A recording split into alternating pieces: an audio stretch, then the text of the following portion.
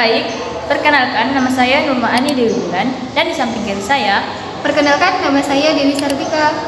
dan kali ini Dewi Sartika merupakan partner podcast saya kali ini yang membahas tentang hiar. Dan jangan lupa saksikan terus ya.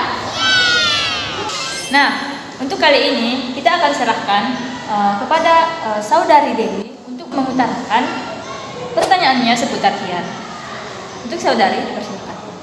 Nah, jadi saya ingin mengetahui seputar hiar kan. Jadi kalau kita ingin mengetahui seputar hiar itu kita harus mengetahui definisi dulu kan, iya kan para sahabat? Iya dong. Jadi saya ingin mengetahui definisi hiar dulu di sini. Kepada saudari itu apa sih definisi hiar? Oh iya.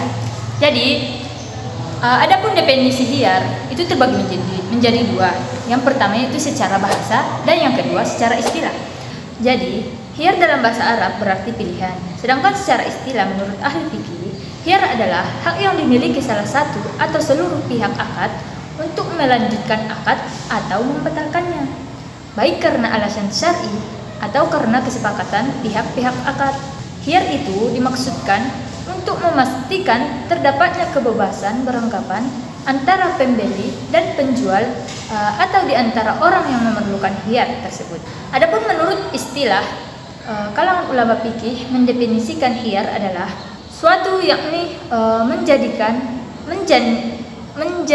atau membatalkan jika hiar tersebut berupa hiar syarat, aib atau ru'yah dan atau hendaklah memilih di antara dua barang jika hiar ta'yin. Menurut ulama fikih, hiar disyariatkan atau dibolehkan dalam Islam dan didasarkan pada suatu kebutuhan yang mendesak. Sedangkan menurut ulama fikih, hiar disyariatkan atau dibolehkan dalam Islam didasarkan pada suatu kebutuhan yang mendesak dengan mempertimbangkan kemaslahatan masing-masing pihak yang melakukan transaksi.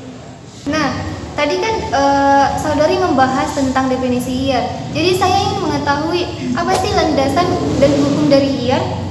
Oke, baik. Jadi, menurut ulama fikih, hiar disyariatkan atau dibolehkan dalam Islam didasarkan pada suatu kebutuhan yang mendesak dengan mempertimbangkan kemaslahatan masing-masing pihak yang melakukan transaksi.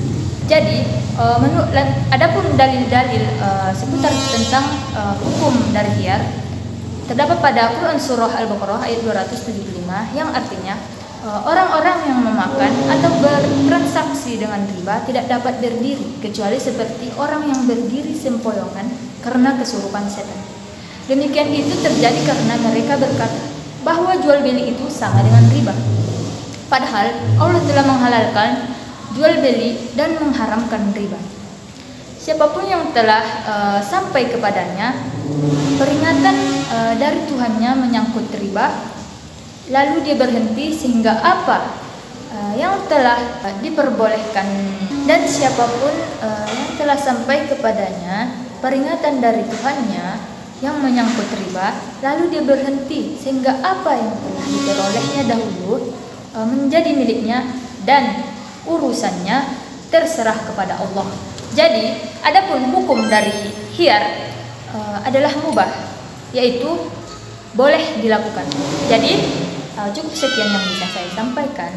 Apakah saudari Dewi bisa memahaminya? Insya Allah bisa, saudari. Oke, baik.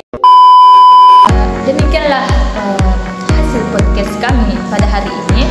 Terima kasih kepada saudari Dewi Sartika yang sudah berpartisipasi dalam podcast kali ini.